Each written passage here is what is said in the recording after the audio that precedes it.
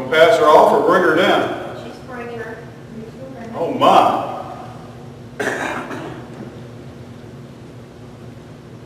Let me get a picture of this. Harper's first lamb service. Yeah. She's looking for you, Pops. She's trying to find me there. She sees you. Grandparent stuff. Isn't that annoying?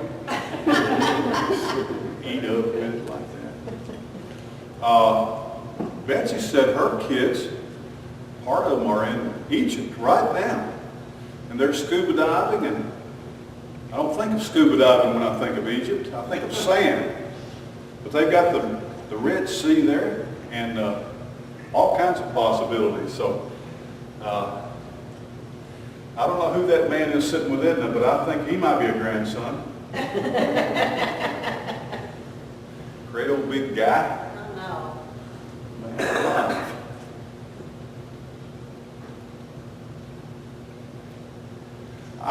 Carter, look on the desktop there. There's a thing called Lamb Service 725. I'm sorry. There it is. I'm sorry. Does it look like that? It looks exactly like that. He is so on it. Yeah.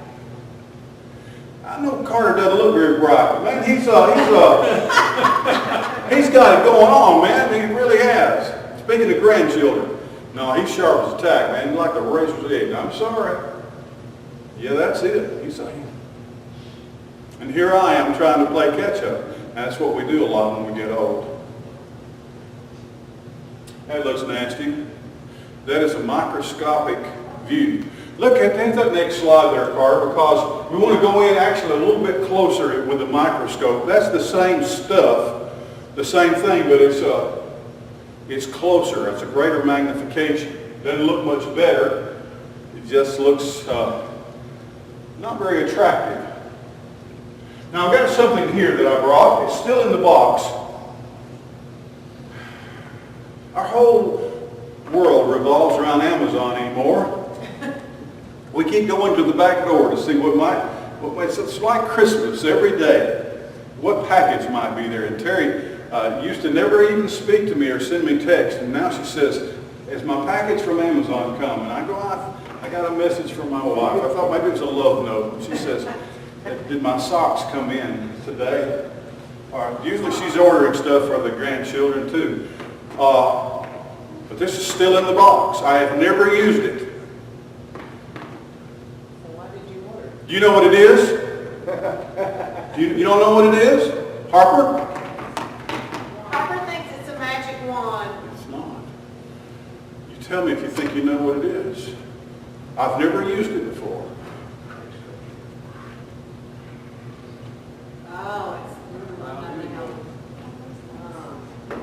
Shh. All right, now do you know what it is? What is it? Now you're taking music lessons. This is a musical instrument. Huh? This is called a bow. Now it's probably, I guess for me it is a violin bow. But you could play a cello with this or a bass. This looks solid, but this is little bitty hairs. Little tiny hairs. And I don't know how this will sit with you or what it will mean to you. Do you know what kind of hair it is? It's horse hair. From lightning, yeah. And I don't know if they got the horse's permission or not. But this is little bitty tiny hairs, hundreds of them. And it's clamped in right here and clamped in right there. And my other one looks kind of snaggled. Looks like Avery's teeth. She lost it. Did she lose another one? Yeah. You're just going to be completely bald in the mouth. But that's part of life. That happens. Do you have any teeth? No. No teeth, huh? That would be fun. Horse hairs to make a bow. And it plays a lot of different kinds of instruments. But I want to show you something. I love the violin. And I love to play the violin, but I'm not good at all. And When I began studying guitar, I had a passion and I practiced playing the guitar all the time. I noticed when we were here at church yesterday that y'all both played the piano all the time yesterday. And that's so annoying. And it, No, it's not. you love to practice, don't you? Because you love to get better. And you would think as much as I practiced the guitar, that actually today I'd be able to say that I'm a great guitar player. But I found that I did learn a little bit about playing the violin, but I don't have a passion anymore for practicing, so I don't practice very much. Let me show you something. I do want to show you the very first thing that I learned about a violin when I first had one of my own. I'm going to put the bow right there. And usually I cranked it up. It's got a little thing that you turn on the end here that tightens the bow and loosens it. So that's about as tight as it should be. If I turn it, you can see it gets loose and it gets closer and closer to the rod. See, like that? And when I crank it like this, it tightens it up and it straightens out the rod. And that is very tight now. That's the way it's supposed to be. Now let me show you something. As I said, I've never have used that.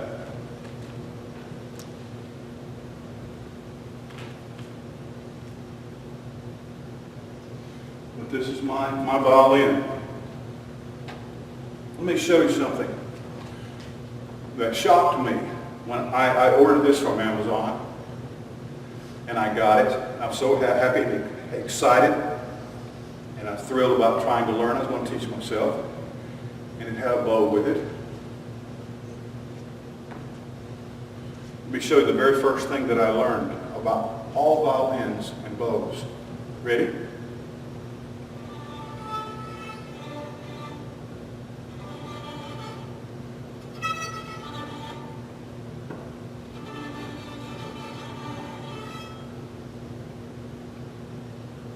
My violin was broke.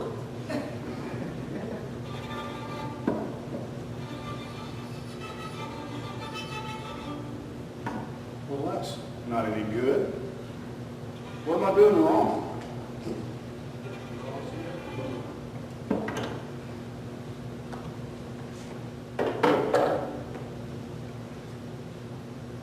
Click that next slide there, Carter.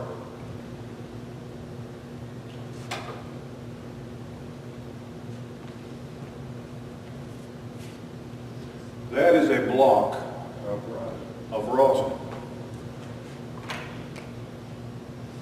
It's tree sap. See that? There's a little wooden block right there.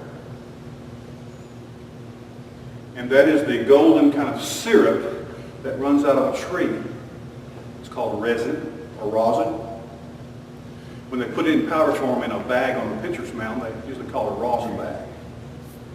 This is a solid block, just like that. It's kind of golden. See that? Kind of golden in color, kind of like gel, but it's very, very, very hard. Rosin.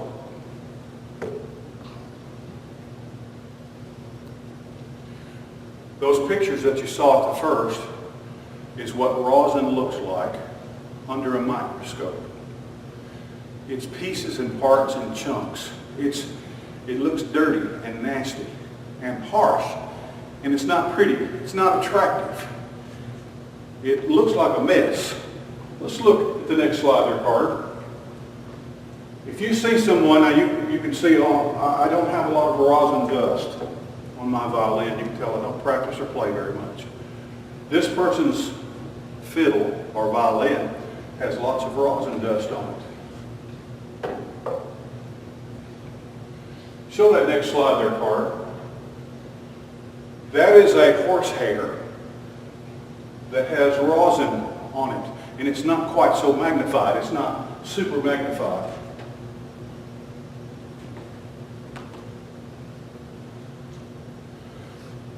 You probably have never heard of Charlie Daniels, have you? He passed away about 2 years ago, but he was a great country singer. He played the violin, fiddle. And he was most famous for a song called "The Devil Went Down to Georgia." It's about a man and the devil having a fiddling contest for a fiddle made of gold. And the chorus starts out like this. Johnny, rosin up your bow and play that fiddle hard. 'Cause hell broke loose in Georgia and the devil deals in cards. Johnny, rosin up your bow. That's what I'm doing right now. I'm rosining this. I thought, man. And what I didn't get with my Amazon fiddle violin was I didn't get any rosin. And I'd heard of rosin before.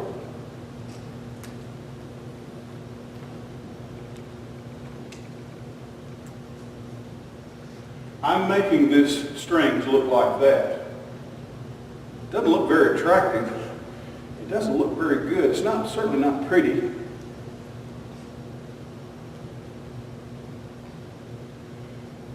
Let me tell you the lesson of this. I wanted to be able to tell you that I'd never used this, which is true. But you can't really just rosin your bow just one time and it fly like it's supposed to. You're supposed to have to do that a lot. I just did it just a little bit. And I think it'll make a little bit of a difference.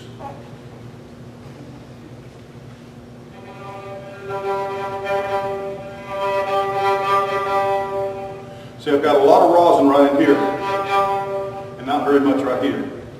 We do just a little bit more. And I knew I was running the risk of the possibility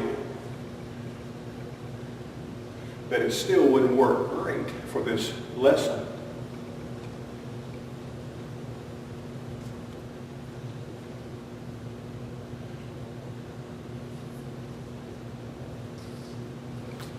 Sometimes God has to scratch us up a little bit, and we have to get a little bit of dirty. He has to scuff us up and make things rough before he can get any music to come out of our lives.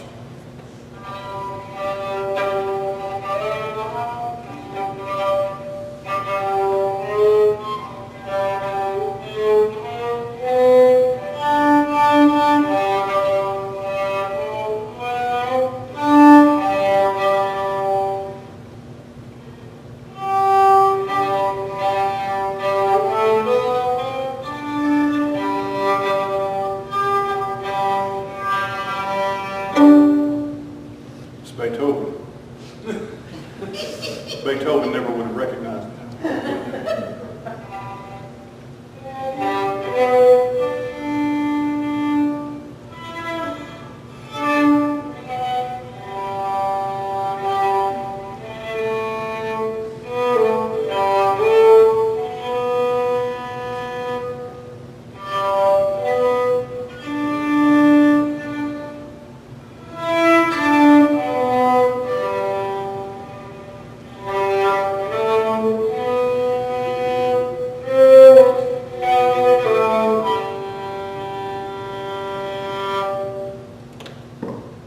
Paid it all. You can still sound a little sketchy, kind of squeaky, requires a lot more rosin.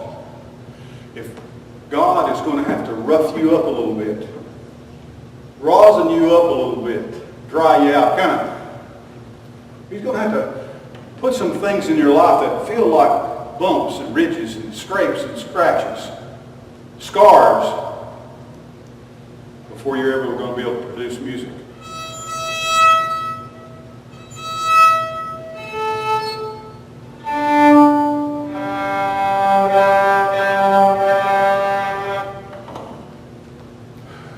I like for things to be smooth and clean and unhindered and uninhibited, and I like